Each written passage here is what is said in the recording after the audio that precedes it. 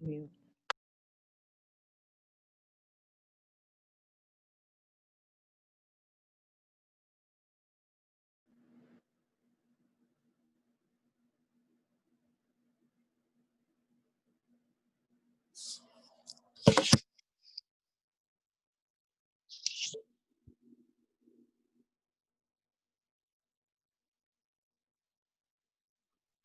Hi, everybody. I'm Laura. I'm one of the hosts for the evening. I am just admitting the people and wait a few minutes while people get on.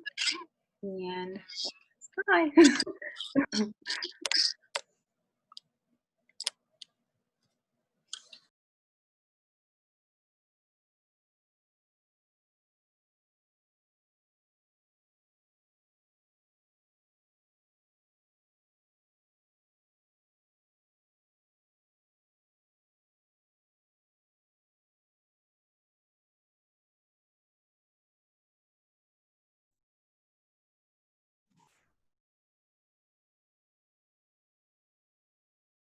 Okay.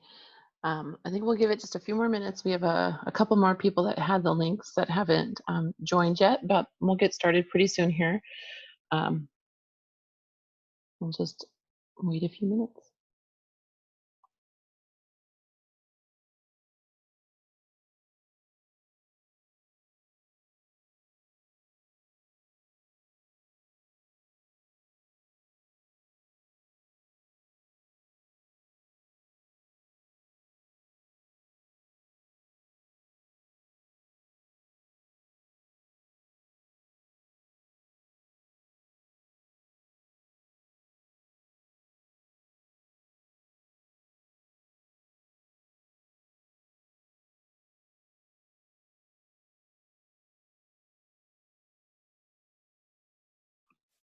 Hi, for those who just joined, we're just giving it a few minutes while we wait for everybody to log in.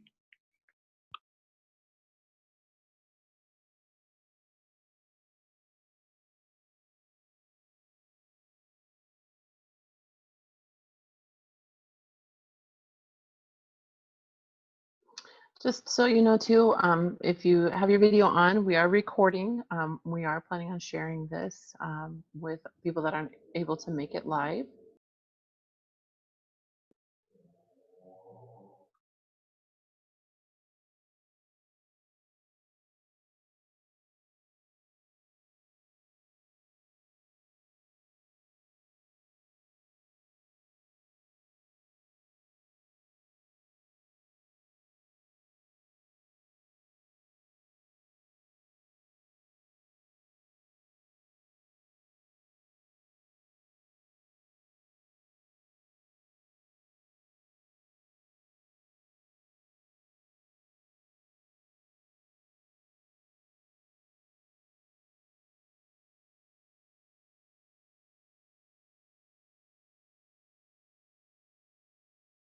Okay.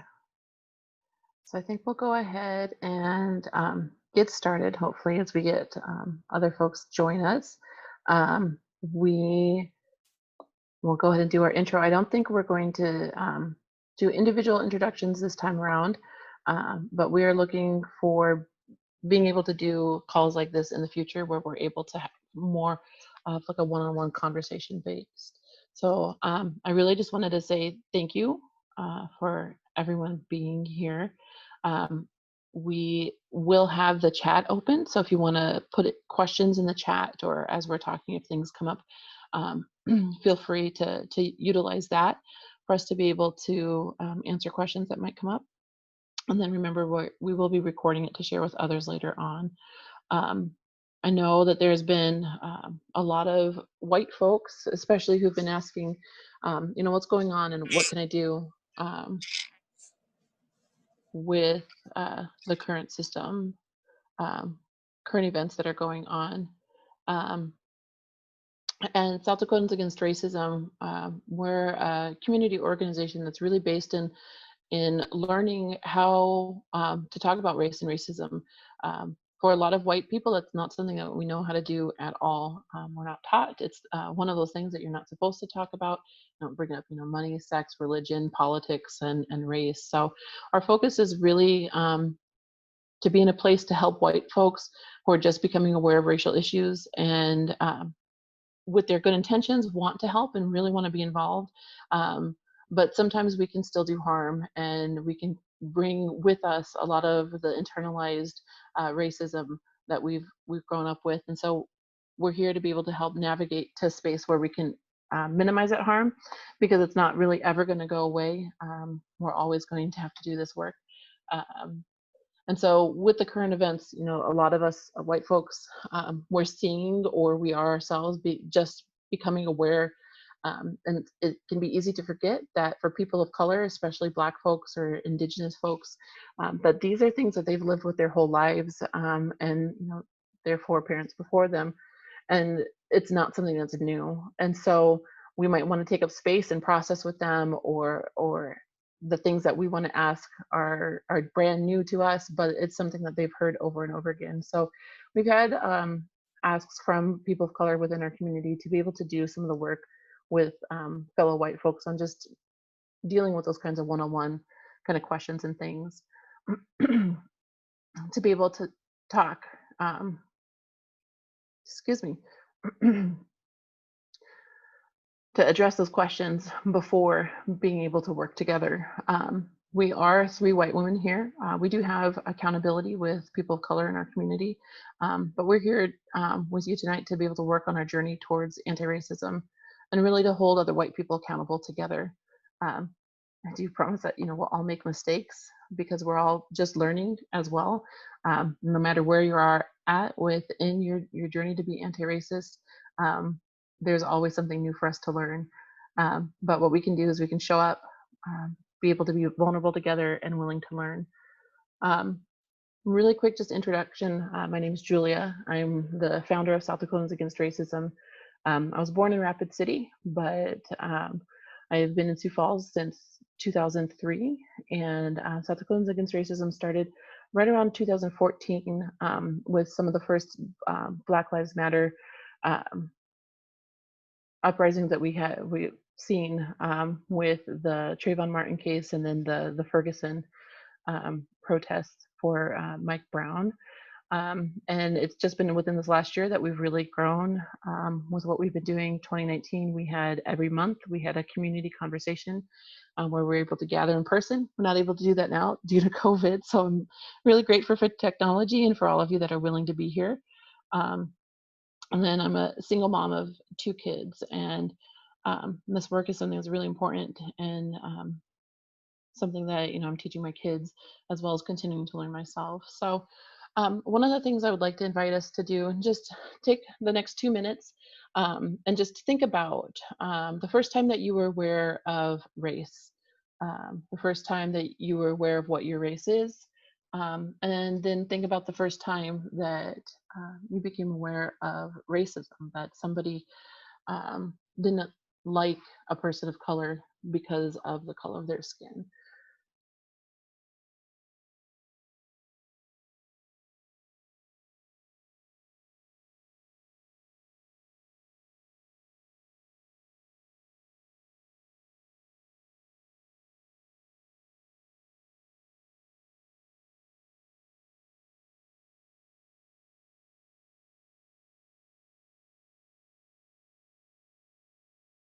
And as you're thinking about that, I just want you to sort of think of where you feel that come up. Is that something that your feelings around that are feelings of shame, of guilt, or is it something that you've got feelings of curiosity, of connection, and celebration of being different?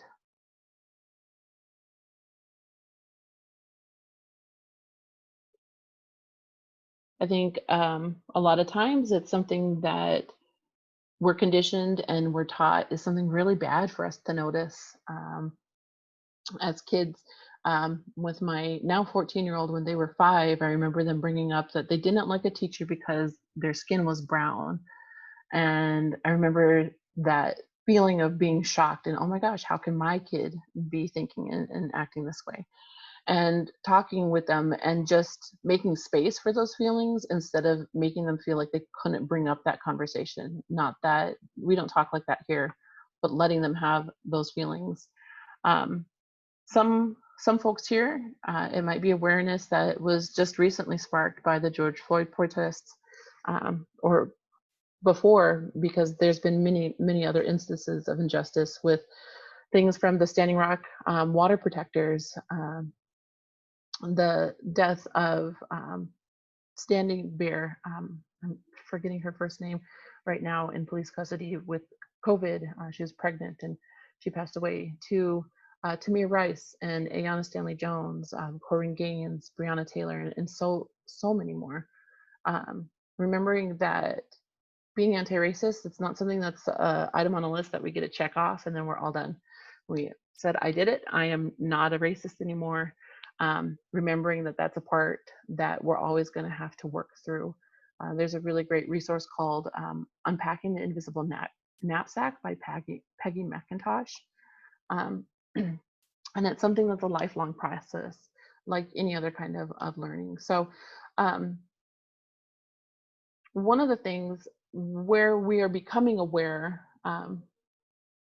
centering and reflecting on why it's not something that we were aware of before.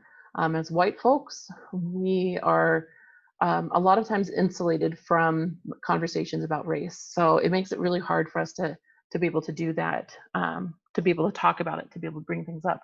And that's something that's purposeful. It's an intentional thing where we don't know how to talk about it, so then we're not able to talk about it, and nothing gets better and nothing changes. So being aware of that being a systematic thing is a really important part to being able to unpack that. Within our current systems, we have been taught from only one perspective of upholding that white supremacy or white toxicity.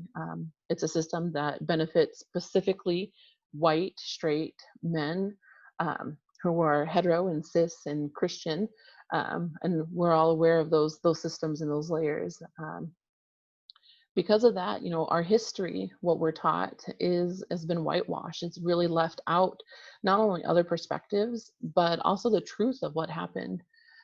For example, we all learned about the Civil War, and I remember learning of Lincoln as a great emancipator, that he ended slavery and he was just this hero. But the truth that I've learned more recently in years is that Lincoln also ordered the largest mass execution in America, killing 38 Native men in Mankato, Minnesota, just really close to us here. And locally, we have Indigenous people that do a yearly memorial ride. And not only was he the person responsible for that, but slavery still exists today. If you're not familiar, the 13th Amendment, which abolished slavery, had an exception. So it is still something that's legal as a punishment for a crime. And for more information on that, check out, there's a really great documentary called The 13th Amendment.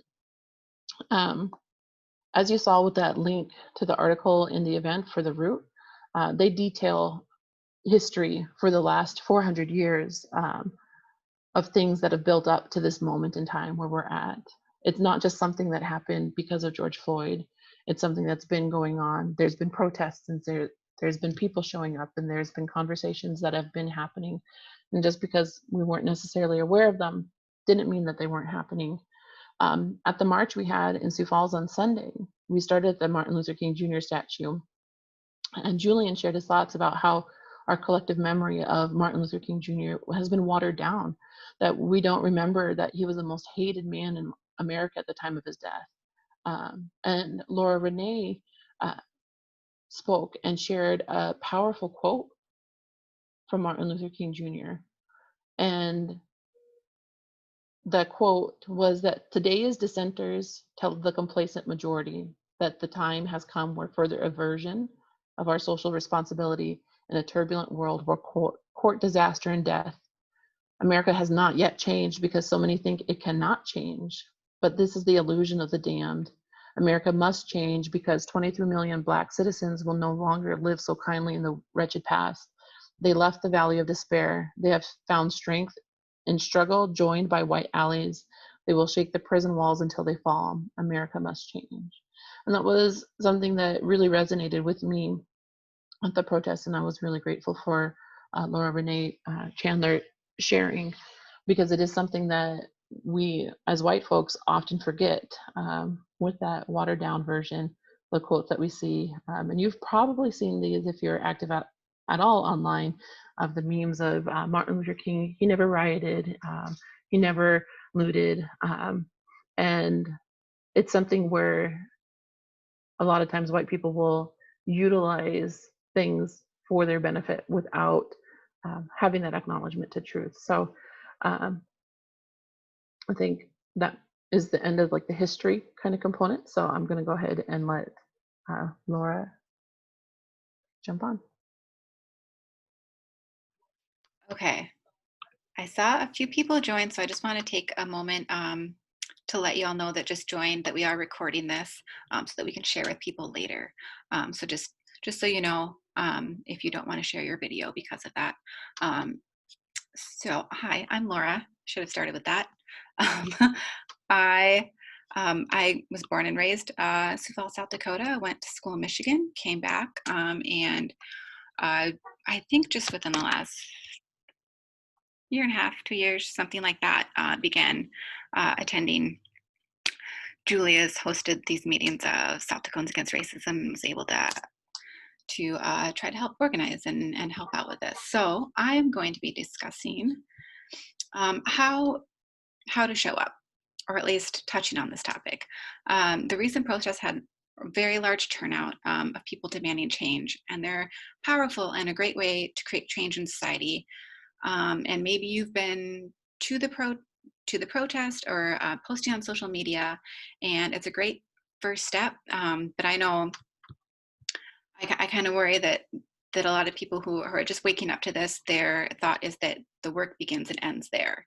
They went to the protest, yay, good job, and that's all you need to do.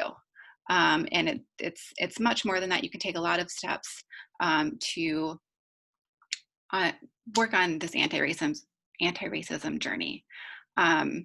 So a great place to start with is self-education and conversations with other white people. You might be tempted right now. I know I tend to use my friends as resources when they're an expert on a topic or something. Now is not the time to be reaching out to people of color and asking for their help in your education on this topic. Definitely reach out to check in and see how they're doing and how you can offer support, but now is not the time to be tasking them for their time and resources to educate you. There are a ton of lists going around right now. I know I saw at least 3 different ones just in casual browsing today on a break of books to read, movies, podcasts, endless articles. There are so many resources out there that we can go and educate ourselves on. And I know it can feel overwhelming. That there's so much to learn, but we can start somewhere, and we can start and have conversations with other white people. That's a really important thing, to not put that pressure on the people of color in our lives. My sister just the other day reminded me of a quote. I think it was James Baldwin. Someone please correct me if I get it wrong. Of it's not the oppressed job to educate the oppressor. It is our job, as we have inherited privilege through the systems built out in white supremacy. So it is our job to try to dismantle that, to work to dismantle that. Excuse me. We are going to be sending out another one of those endless list of resources you can go and look at after this meeting. So if you're not already on our contact list and you want to get the email update that we will be sending later, please let us know in the chat or in the Facebook, however you want to give us that email information, and we'll send you an update. Another thing, especially since this is a South Dakota Against Racism group, educating yourself on the history of South Dakota. I know I was taught a very brief and whitewashed version of the history of the Midwest.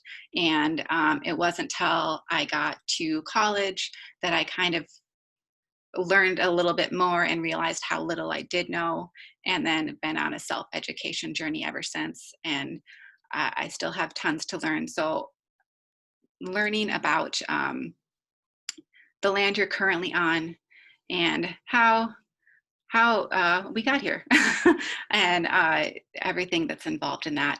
So self-education, diversifying your newsfeed and listening. Serene's going to be talking more in depth about kind of diversifying your newsfeed.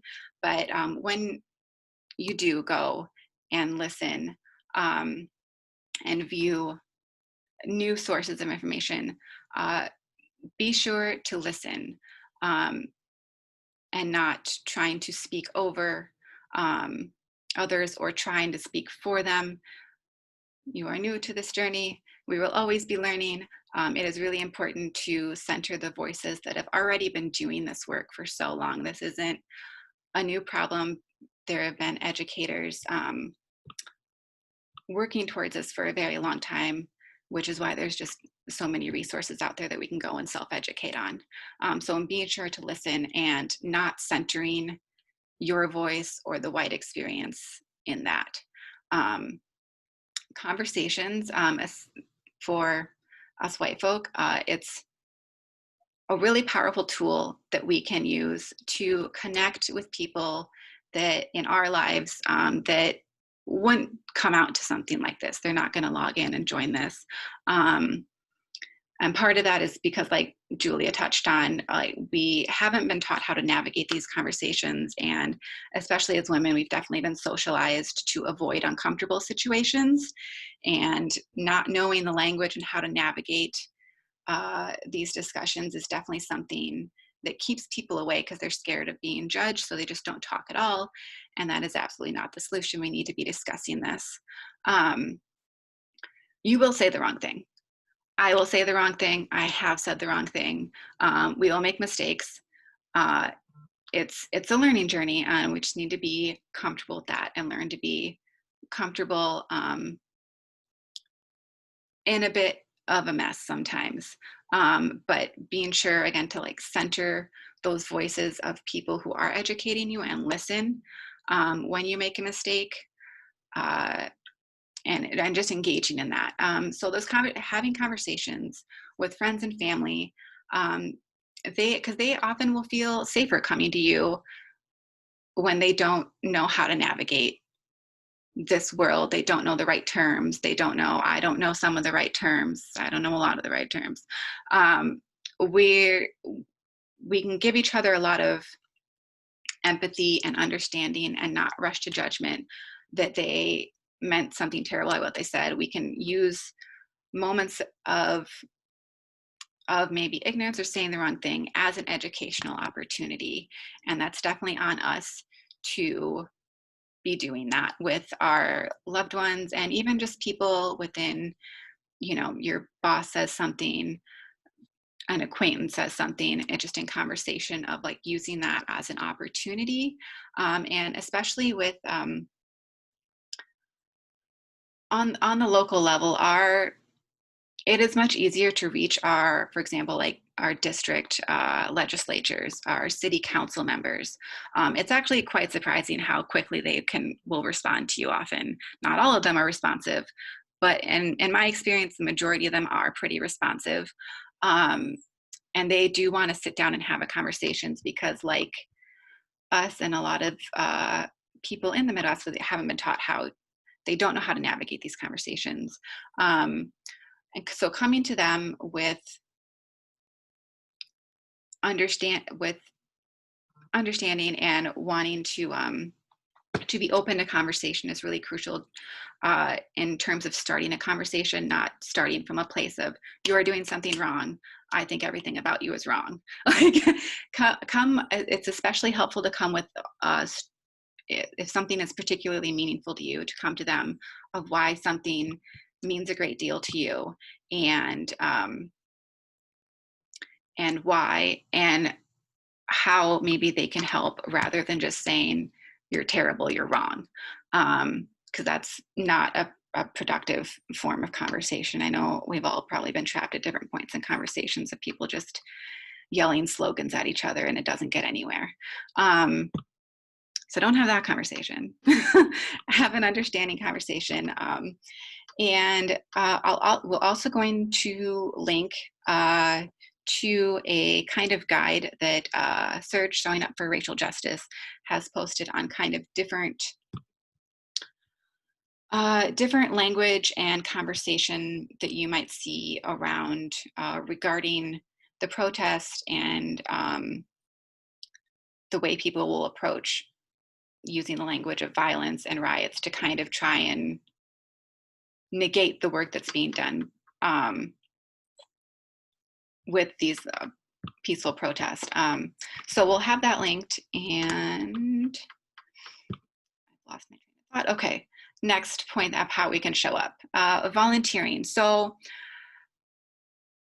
there's a lot of people that kind of, to my point earlier, kind of just want to show up to the protest or just want to put a yard sign in.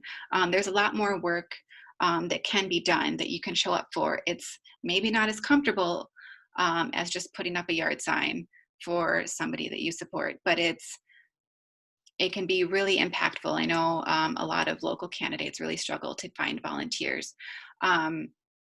Organizations that support the causes that are aligned with your values, you can volunteer with them. There's often call campaigns, door knocking, not right now, there's a pandemic, but those are things that often are pretty impactful to get people out so that you can support candidates who will reflect the change that you want to see and will reflect our population more accurately. But we do need to go out and do that more difficult work that's not quite as comfortable as just sitting at home and like reposting things on Facebook and Twitter and whatnot. Like that's, I think the term, someone called it slacktivism. You kind of feel for a moment like you're doing something, probably not having much of an impact. So you can volunteer with organizations. And we'll touch on some local organizations a little later. And if you are someone who has resources to donate, definitely be donating to the various causes. I know there's so many resources for bail funds that are going around right now, but like, again, local organizations. And also just like looking at your resources, try to think of what can you provide. Can you make donations? Can you drive people to the polls on voting day? Do you have land for a community garden? Do you have connections for spaces to host discussions and learning? And just challenge yourself to think of various ways that you can contribute in maybe a way that you hadn't thought of before. Think of the resources you have and what can you do to contribute. It can be really overwhelming to feel like you're so far behind when you're just joining this topic. Sorry, just admitting one person. Okay. So it can feel really overwhelming, but as I mentioned earlier, with all these kind of lists going around of things you can read and watch, just pick one. If you're feeling really overwhelmed with where to start and what to do, pick one book, one article, one podcast, and start there. We didn't get to this point in history with 1 week of events happening. So you're not going to make all the change in all the world in 1 week. This is going to be an ongoing thing where we're all going to have to be checking in on. It's ongoing work for the rest of our lives. But it's rewarding work and it's valuable. So my challenge for myself, for you, speaking to the white people listening, is to ask yourself, what have I done on my anti-racist journey today, this week, this month? Put it in your habit tracker if you want to, put a calendar reminder, challenge yourself to continue to be involved and beyond just when there is a lynching. Show up continually. So whatever you need to do to hold yourself accountable to yourself and your community and going forward, look to yourself to make that change, and we will always be here to support you. I am also always on that journey and challenging myself as well. So Serene is going to talk a bit about diversifying your newsfeed.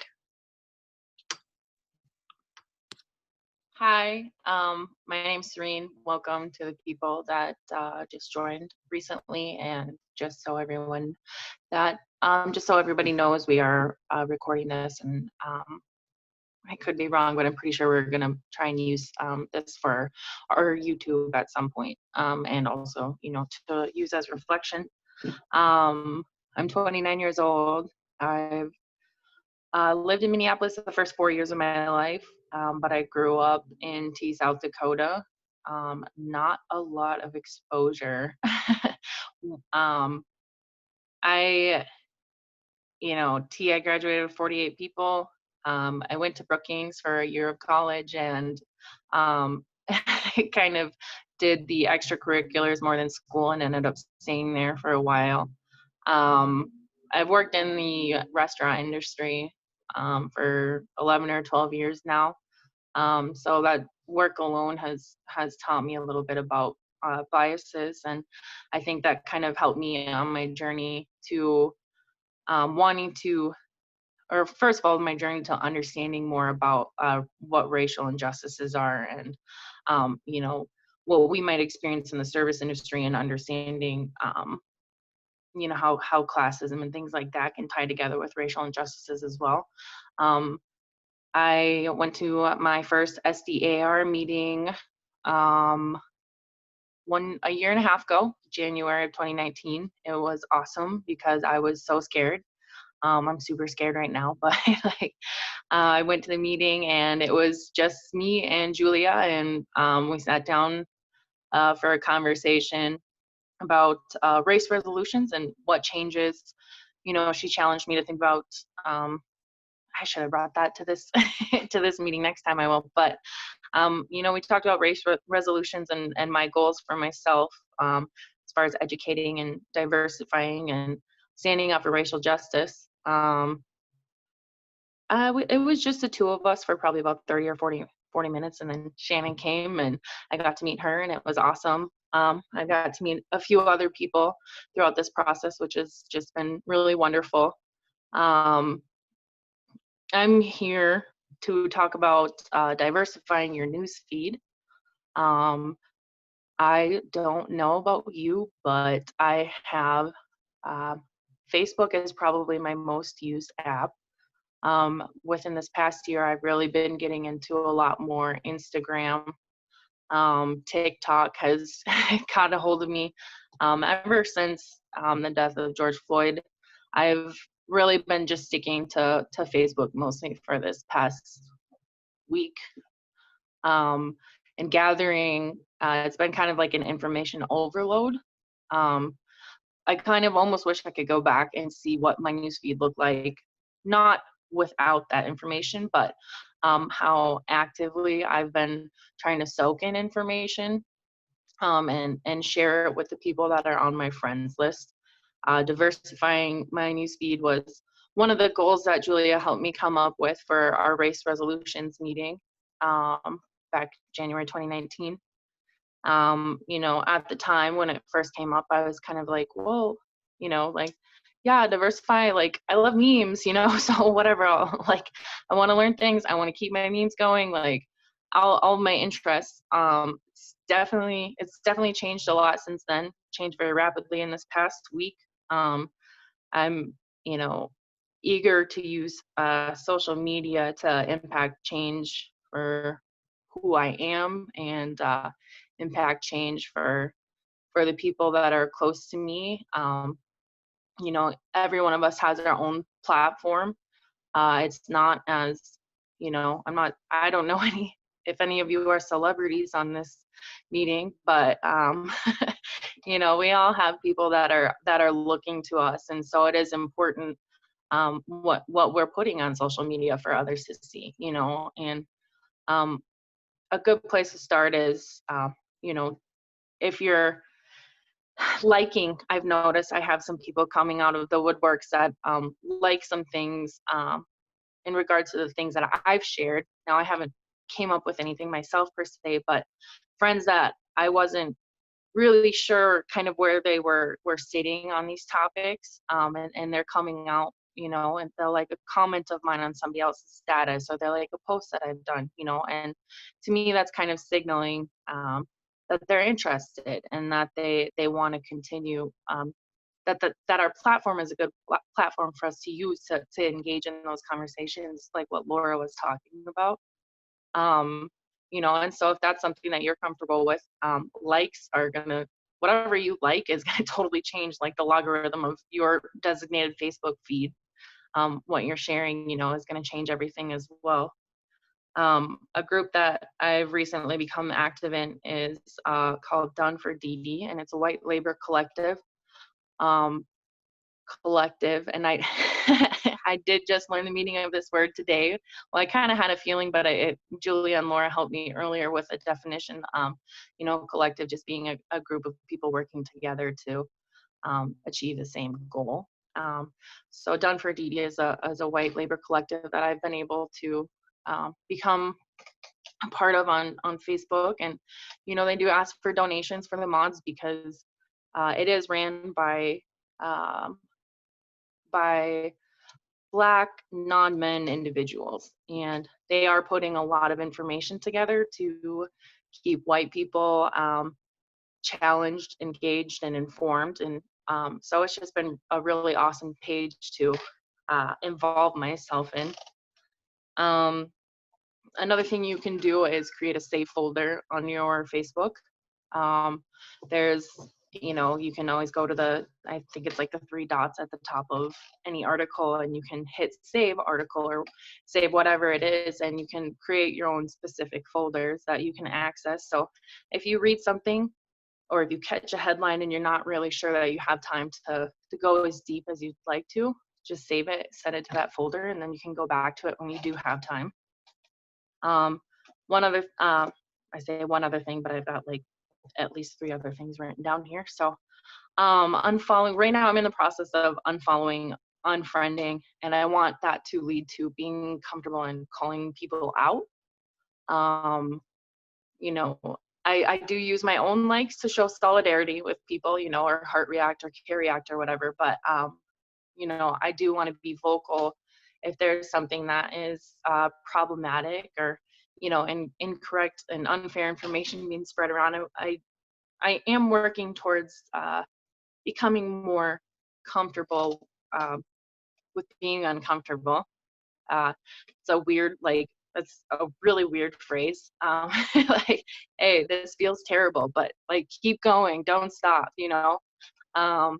So, you know, calling out family members and calling out friends, you know, calling out, and I guess I don't say calling out as in to start an argument. I say it as, hey, let's calling out to have a conversation, you know, the conversations that Laura was talking about.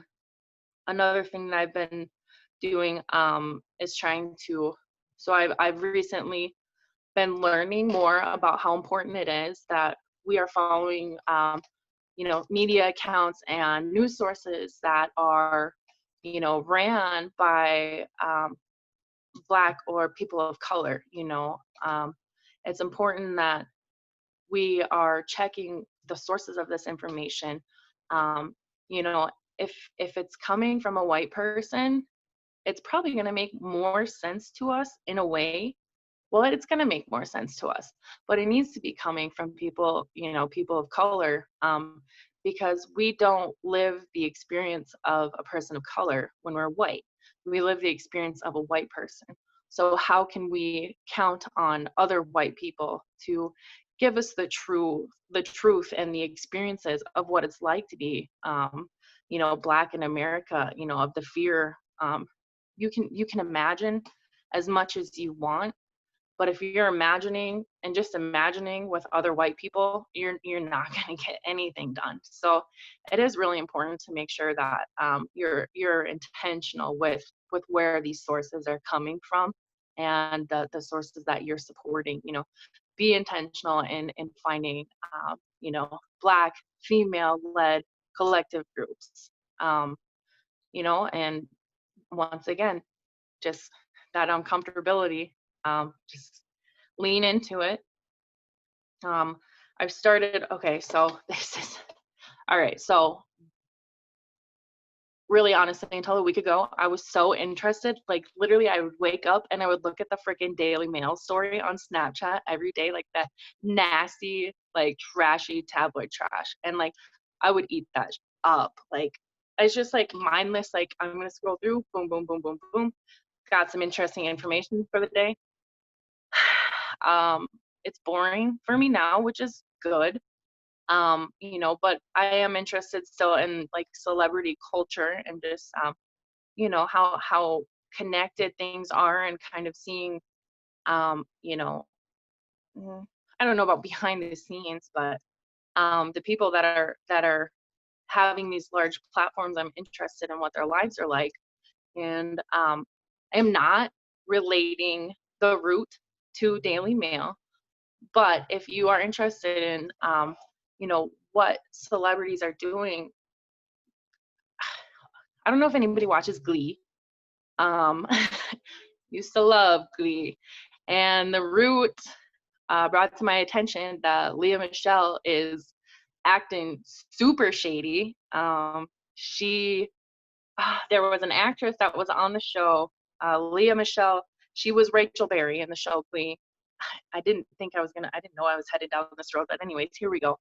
So she was Rachel Berry in the show Glee, and she posted, you know, a supportive, vague statement on her Twitter, I believe. And a Black actress from Glee was like, you know what, I remember when you were giving me hell, like on set. I remember when, you know, you told somebody that you would take a shit. I don't know if I'm allowed to say that here, but like, I remember when you told somebody you were going to take this, you know, take a dump in my weave. Like, and this Black actress had the support of um, 3 other Black actresses that I've also been affiliated with, Leah Michele. Um, she was dropped from her, I don't know if you know what HelloFresh is, but she was dropped from HelloFresh as a partner, like a food delivery description or something like that. You know, and this is, I would hate to think, you know, how foolish it is, and how, you know, these kind of things need to be put on blast.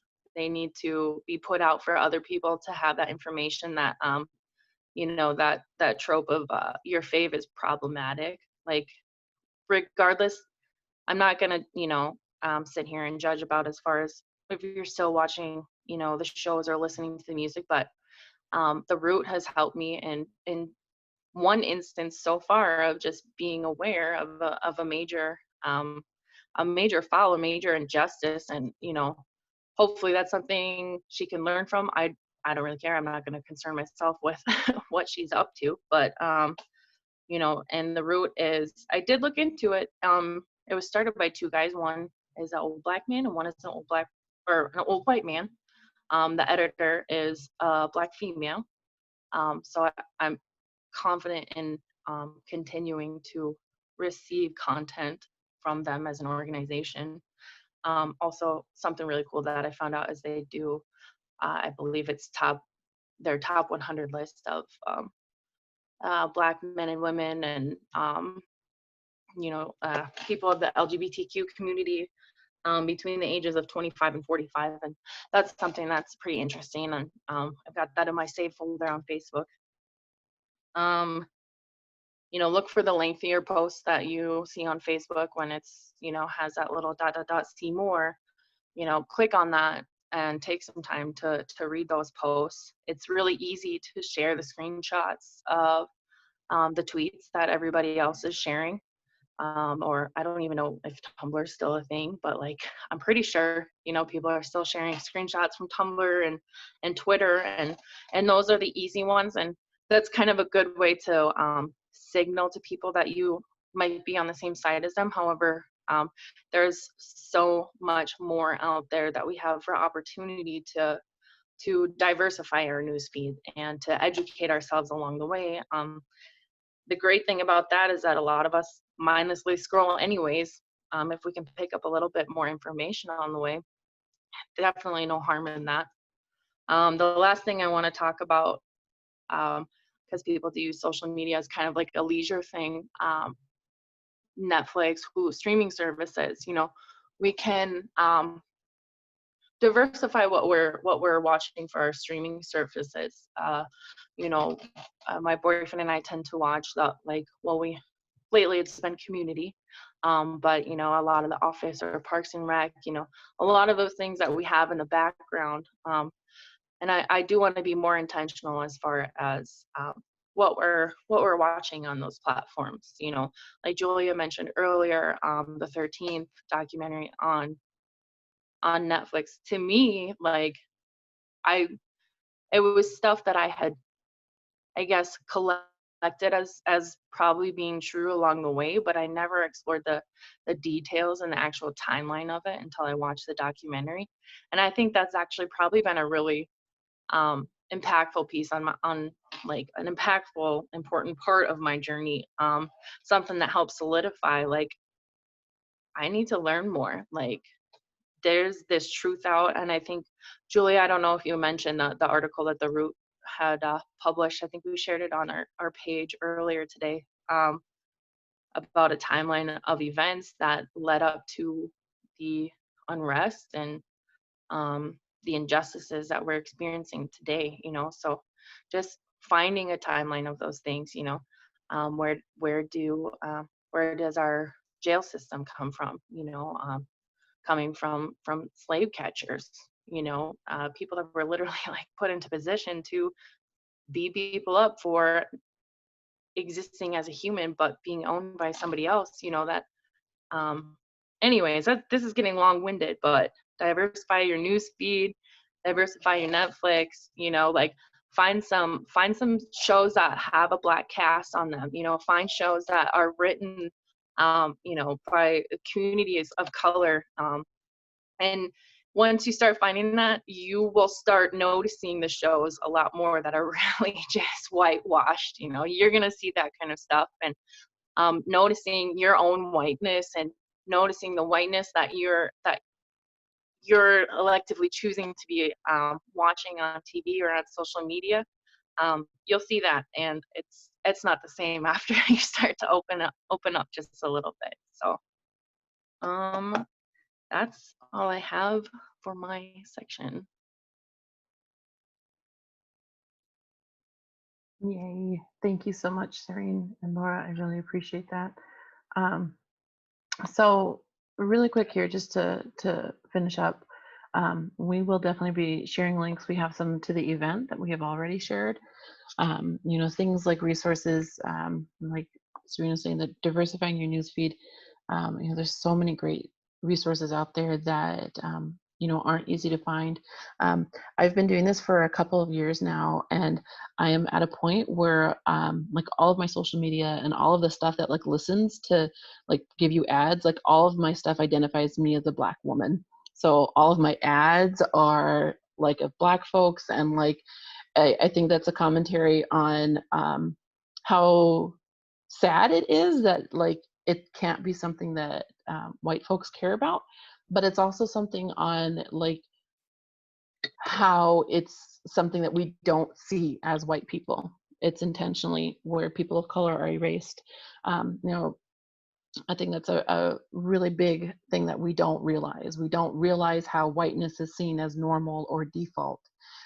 When we're talking about a person, a lot of the times, we've been conditioned where we don't describe someone as white, but we never hesitate to describe someone as Black or Native or brown or, any other race identifier. And making yourself be conscious of that is something that's really important.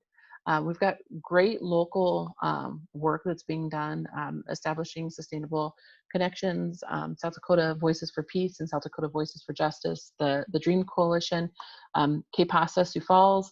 There's a lot of great resources, and we share from them as much as we can. Anytime you're on our Facebook page or Instagram, check out where we're sharing things from. Sometimes it's local stuff, sometimes it's not, but you can follow those people.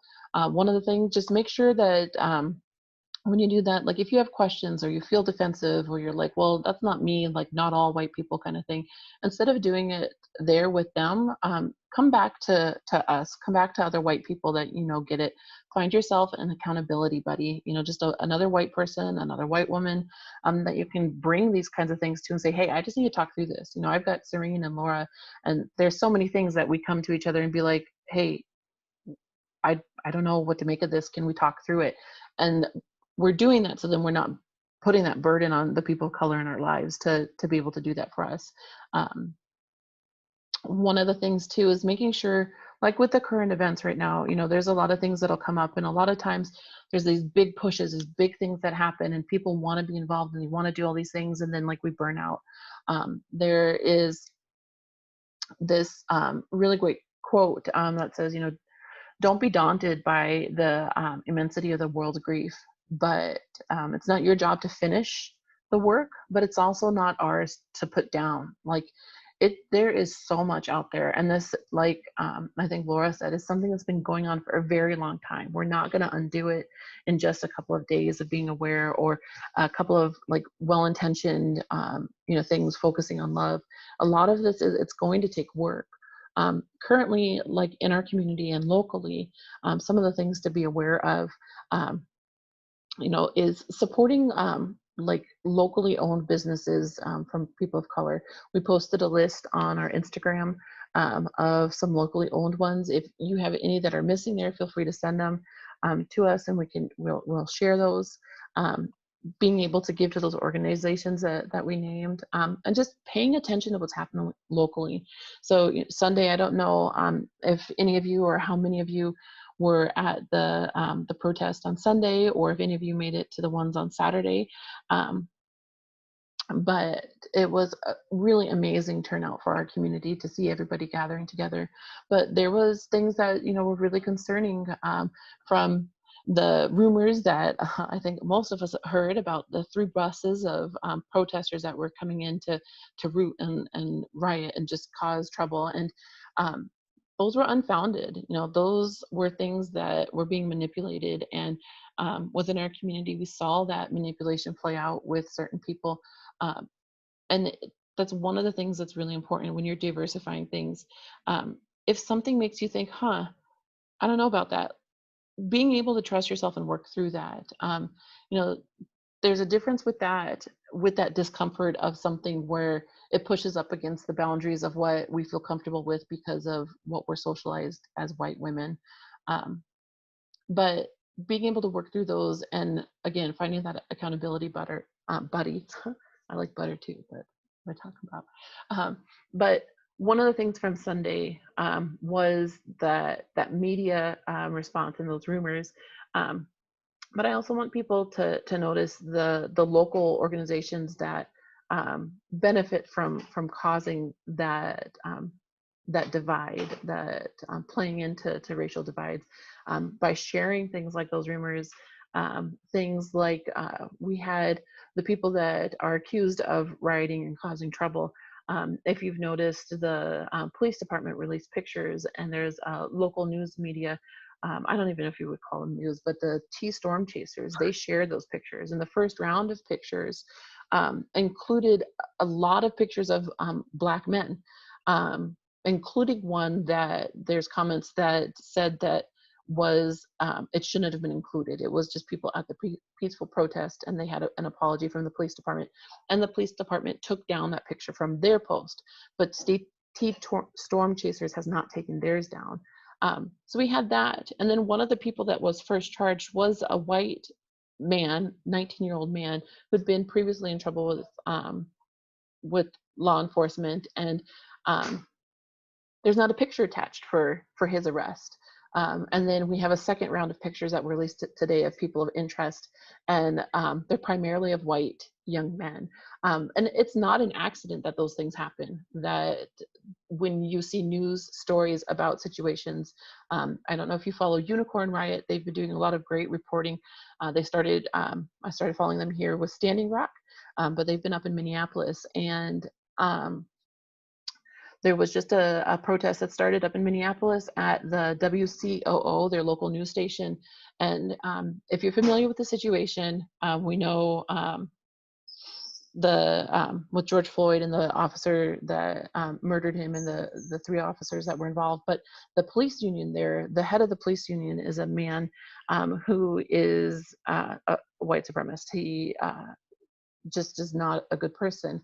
But apparently his wife works at their local news station and reports on stories about the police. And they are calling that out, addressing that. Like, if we have this media and we aren't disclosing this connection, that she's married to someone like this, and we don't have that information, what are we being told and what are we being taught? And that's one of those things where this is a continuous thing. It's not something that's going to go away without us doing that work.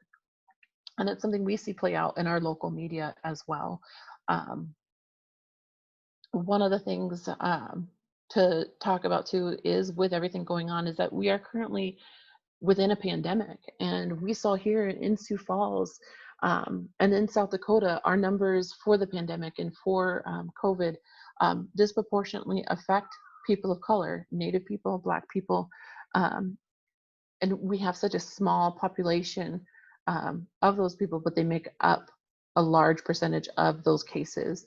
And that systemic racism of medical disparities is something that we need to be aware of and name and address. And tied into that, if you've been aware and followed, the sovereign nations that are within South Dakota, for the tribes that are still here, created checkpoints to be able to protect their people. And our governor and our representatives have been challenging their rights to have those checkpoints to be able to protect those people. And that is something that is a continuation of genocidal violence that has been going on since this country began. This country is something that we have these ideals that we all, I think, really want to work to. The freedom and justice and equality and liberty and those really positive things that we turn to and see. But this country is also built on the genocidal violence towards Native Americans and the enslavement of Black folks for 400 years. And being aware of those things helps us see what's continuing on now. And just things like the Sioux Falls, the Falls Park, there was someone had spray painted the N-word over some of the community information centers. And then the day of the protest on Sunday, there was a sign on the Martin Luther King Jr. statue that said "Diversity is white genocide." And all of those things play a part into systemic racism, play a part into that false ideology, right? Of white supremacy and that white toxicity, and being able to recognize that, being able to figure out how to address it, and just talk to the people in your communities, creating a strong community. Vani, one of the speakers at the Sunday evening event, had talked about how, these rumors of the 3 buses coming, and is it all that it takes is 3 buses of people to come in and destroy our community? And we have to be able to create a strong community where we show up for each other, where we listen to the perspectives that aren't our own, and where we really just work together towards, those ideals of equality and justice, thinking of what we would want for us in all of those situations. So I think we're right up on an hour here. If anyone has other questions and wants to hang around, I'm totally okay with that. We can put questions in the chat. It's up to you, really. I'm not super stickler on this is the way things have to be. So you can unmute and ask, or if you want to can we do a raise your hand in the chat, or put your question in the chat or something? I don't know, whatever people think.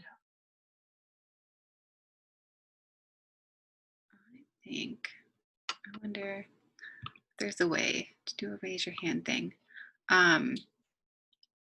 Yeah, generally when we do these in person, we end up kind of hanging around until the library closes, and then we continue hanging around the parking lot. So If you have, since we were only scheduled till 8:30, if you feel the need to leave for any other engagements, feel free to log out, and thank you so much for coming. But if you want to hang around, we can keep hanging around. Thanks, Stephanie. I would really too, like, I know we've got a couple of women of color on the call now, so if any of them have questions, I would like to highlight and make space for those voices.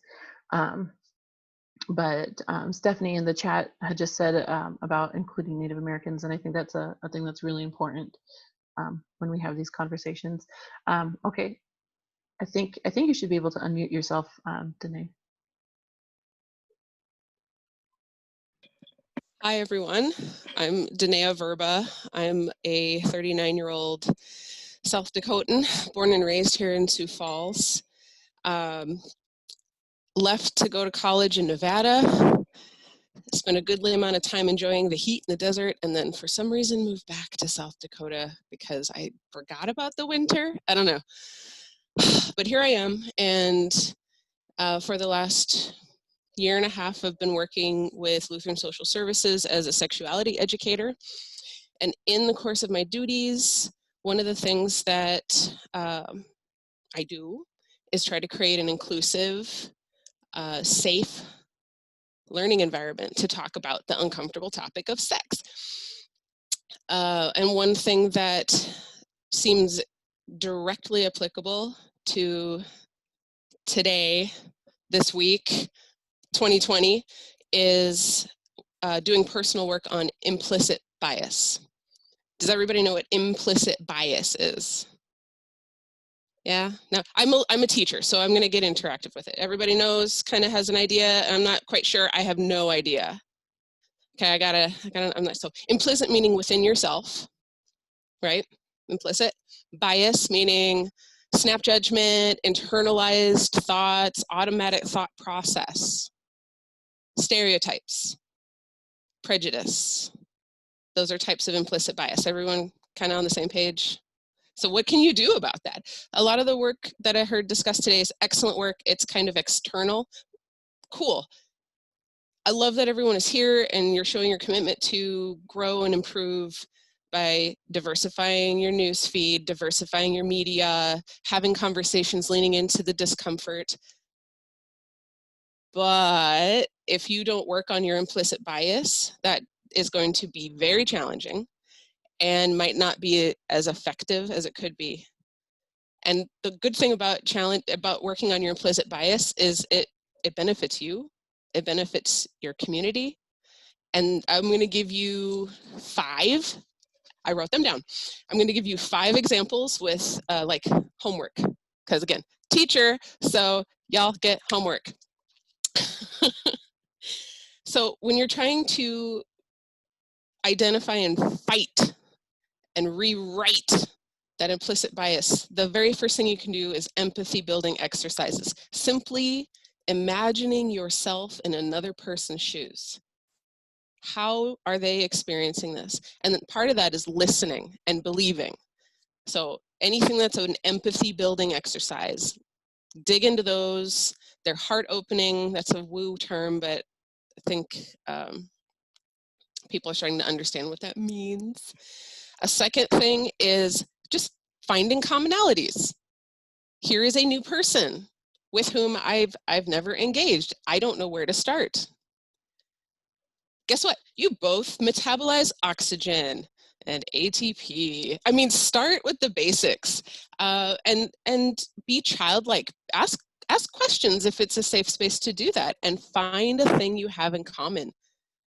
It doesn't need to be deep. It could be like, hey, Vikings, or not, or I hate the Vikings and you like the Vikings, and we both feel ways about football, or pick anything. Find common ground, find commonalities, humanize each other. Third thing, and this is the most powerful. I don't know why I didn't put this last. Disorganized. Third thing and the most powerful thing, exposure to counter stereotypical examples. And that gets into what Serene was saying about diversifying your newsfeed. Mix it up. Challenge that implicit vision you have. When I say man, right? White man. When I say woman, you know, if I say Karen, you know, we've got our brains like to make shortcuts, and some of those shortcuts don't serve us, and some of those shortcuts hurt people. So challenge yourself by looking at counter stereotypical examples, which also humanizes, which also is empathy building. They all kind of, 2 more, I'll be done. And what we're doing today in this meeting is an example of this. Egalitarian multicultural values. Lean into them, promote them, vote them, support them, put your money there. And if you find, I mean, vote with your dollar. If you find out that an organization isn't furthering egalitarian multicultural values and causes, don't give them your money, my goodness. Don't give them your time. Don't give them your attention. Turn away from that. Focus your energy and your monies to places that are growing equality, equity, egalitarian, and multicultural values. Last one, it's okay to feel the feelings. Humans don't think in language, we think in sensation. If you really want to learn this stuff, you got to lean into that discomfort, you got to lean into that grief, you got to lean into that joy. Feel the feelings. And I'm done. Thank you so much for sharing. Yes, yes. I think that last one is why we always like stay around afterwards. It's just those feelings and feeling connected.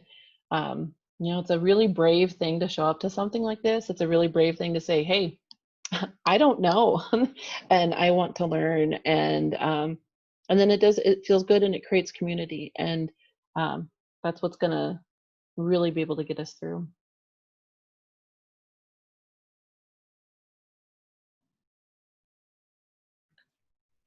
I saw a tweet recently that it's something that I've been thinking about, but it was put very eloquently, and it just said, read happy books about Black people too, which I think is really important. It reminds me of your third point that you made, that like, we don't I mean, we do need to do the work, we need to read the hard stuff and learn that, but we can also watch Community or watch Blackish and you can see the happy stuff too. They live lives full of color.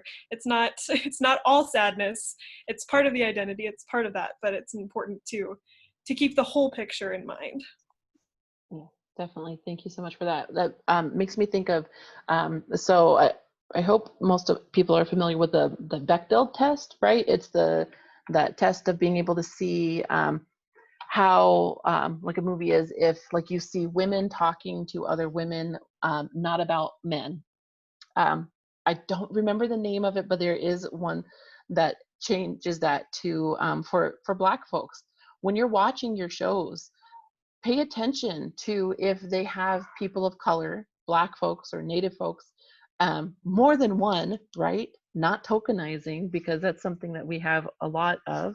And then talking to each other about things that aren't about being Black or Native. One thing, Grey's Anatomy does really great with that. And why does Grey's Anatomy do really great with that?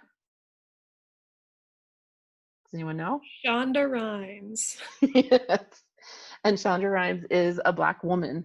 So that's where that importance is not just what you see like in front of you, but also knowing who's behind the scenes doing that work.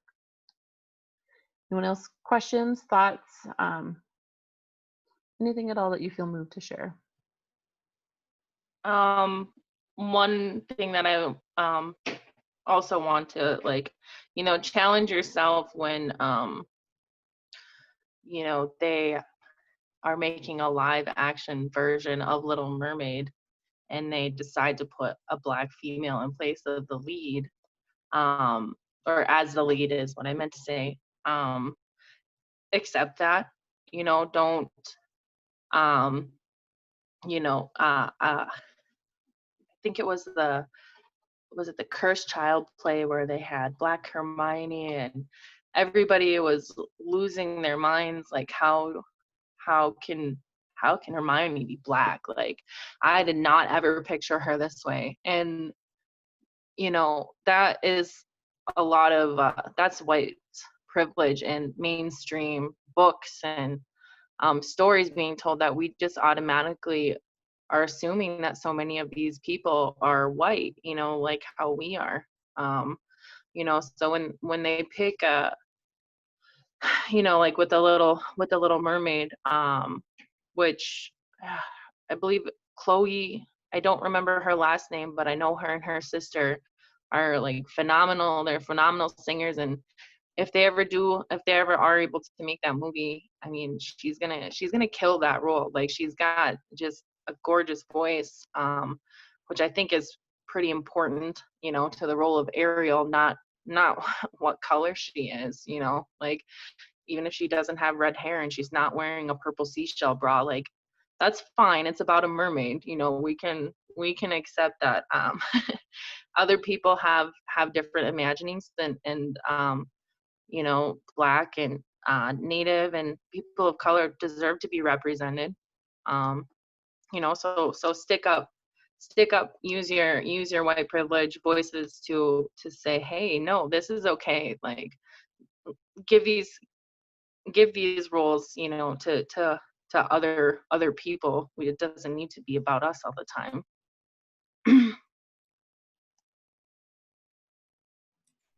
So my name is Stephanie, and I live in Watertown, South Dakota. I am Standing Rock Sioux. I am new to this. A friend of mine who participated in the Billy Sutton Leadership Institute with me lives in Sioux Falls, and he is Black. He sent me this link today, and so I joined a little bit early, and I met with Laura, and then I came back, and so I'm particularly interested in what exactly this is about. I've listened to everybody, and my interest is piqued. I would like to know more about where this originated from and what the purpose or the goals you have outlined for this. And then also, I just wanted to comment about my role here in the community is obviously minority in Watertown. We're a town of 22,000 in a good year when LATI is packed, and mostly white. I am a clinical coordinator in our community mental health agency, and am particularly interested in working with families. And so I do a lot of family therapy, and I do a lot of adolescent work, focusing on the prevention of suicide. I feel that a lot of the similarities historically that we have experienced as a people are tangible to what Black history is. We've experienced a lot of practices that were meant to extinguish our people, and economic disparities in this state particularly have, I think, colored a lot of view of how Native families are with their children, and that's not true historically. Our families were equally important to raising healthy, beautiful children, and we've suffered a lot of addiction issues and a lot of other disparities that stem from education to healthcare that was mentioned, and a lot of other things. So, I have always been interested in trying to figure out what my voice and my role can be. And I have had to learn the hard way, because I grew up, my mom, bless her soul, she's still alive, but she never wanted to raise us amongst our people. And so I never grew up knowing where my roots were. I had to learn that on my own, because she felt that growing up away from the reservation would be a better life. What happened was that there was a lot of economic disparities that we experienced were very similar to the life that I would have had I grown up on a reservation. So it was painful, no matter how I look at it. But the one thing that my mom instilled in all of us, and there's 4 children, was education.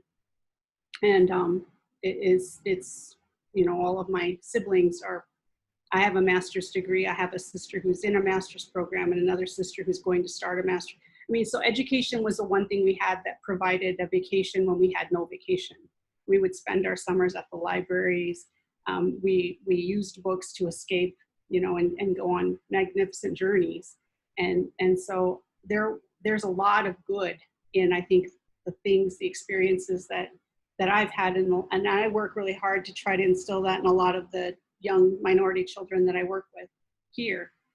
My heart is broke having watched what happened and has happened to so many African American and colored people's men, women, children, and to see it again.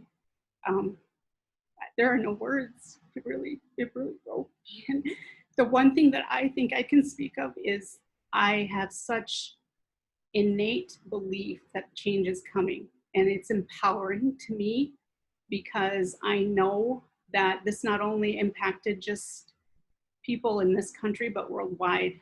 And so I'm looking to find ways that I can make a difference in this community.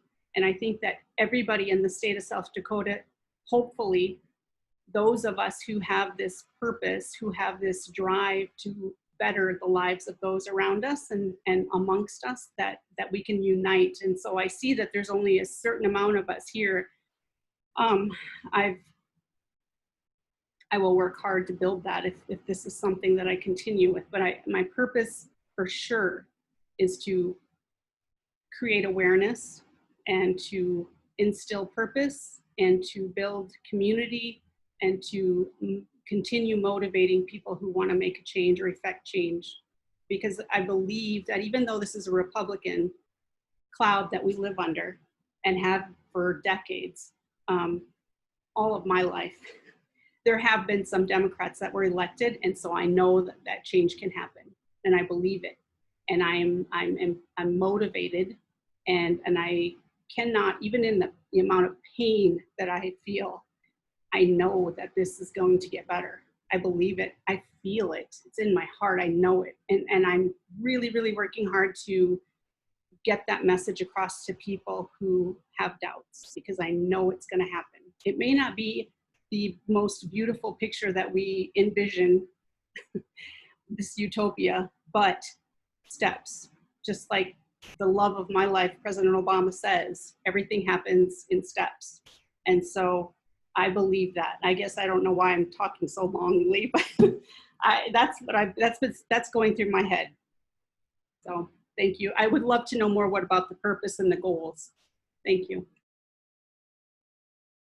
Thank you so much, Stephanie. I really appreciate it. I'm really grateful that you're here. I did a little intro. So South Dakotans Against Racism was something that I started back in 2014.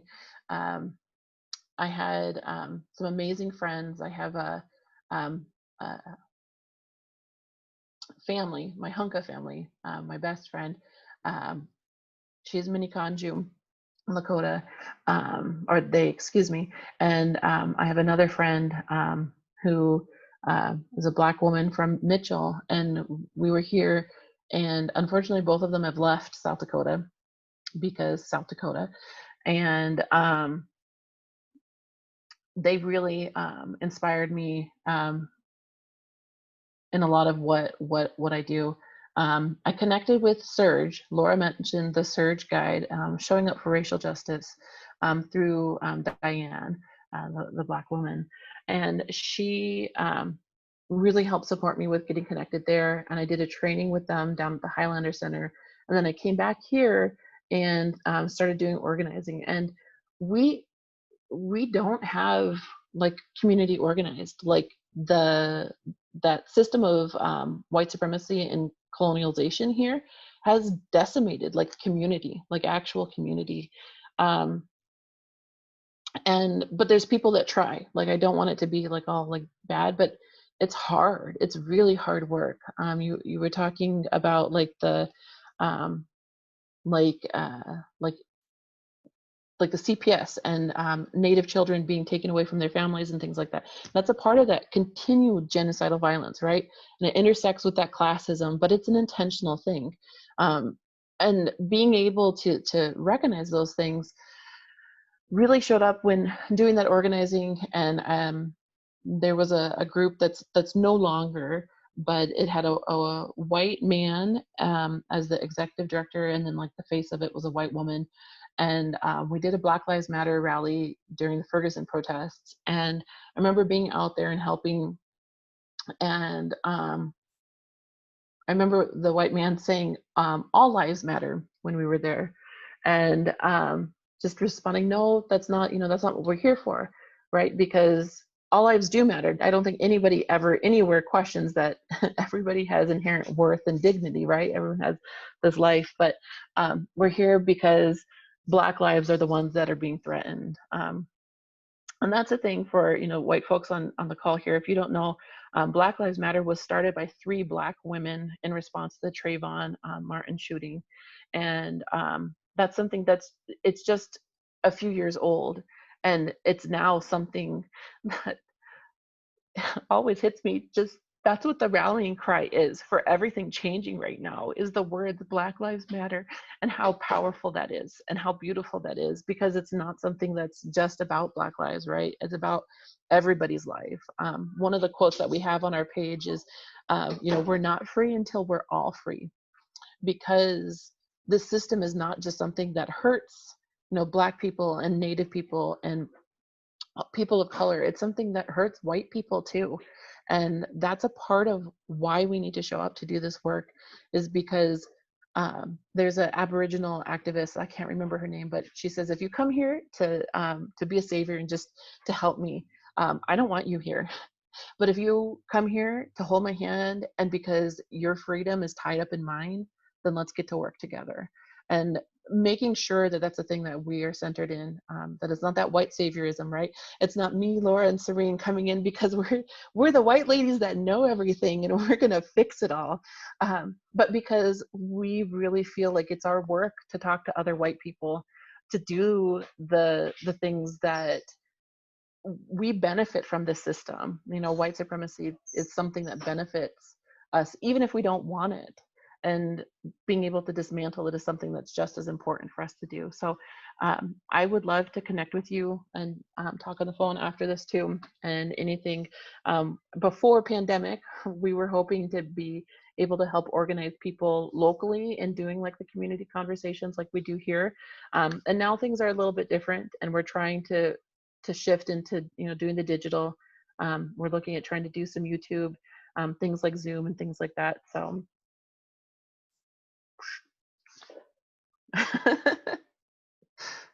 anyone else have questions or follow-up or anything? So sorry, I have to go, and I was a late joiner. I couldn't find the link to get in. I thought it was Facebook Live, but thank you very much. I have another meeting I have to go to at 9, but I just wanted to see and learn more about your organization and put some faces and names. Get involved with some of the local people a little bit, and I appreciate very much the parts I did hear. I wish I'd heard more. So keep up your work. Don't get discouraged, even though this has just been the most heavy-hearted couple of weeks I can remember across my life. And I remember the race riots in the 60s, trying to figure that out as a kid. And I'm just so sorry that that is still an issue today. It's been too long. It's too many years. It's heavy-hearted, and so thank you for your work and what you're doing. Bye. Thanks, Joan. One thing too, I wanted to share, Stephanie, the concerns, with like knowing people in South Dakota. Mommy, you got 1, 2, 3, 4, 5, but 6 friends to talk to. 6 friends to talk to. This is my little one, Elliot. But our page has grown. I have to look and see, but I think we've doubled in our followers in just the last couple of weeks. Like we have over 1,000 people now that are following South Dakotans Against Racism. So I think there's a lot of people here that believe in it, and they don't, it's just the not knowing how to connect with other people. And that's what we're really trying to facilitate. And honestly, I hope at this point that we don't need South Dakotans Against Racism, that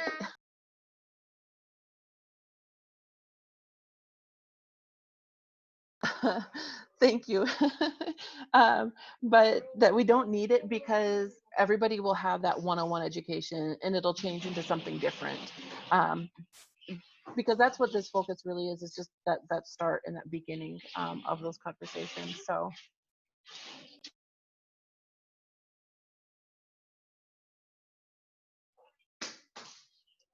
anyone else have a question or something they feel they want to share?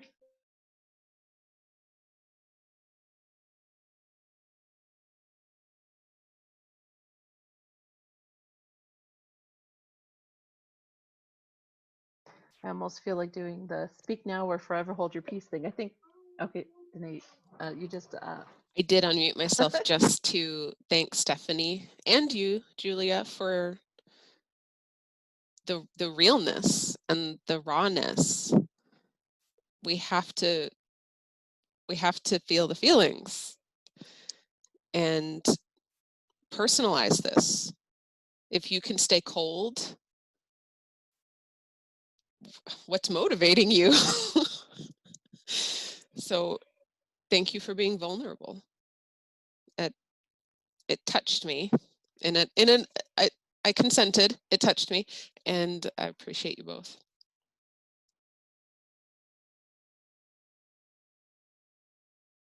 Well, thank you. I'm really grateful. This is our first Zoom, and I think it went really well. I'm really grateful for everyone who showed up, and I hope you keep showing up. Please just reach out. You know, we've got the page messenger on there. It did melt. And yeah, last call for any questions or comments.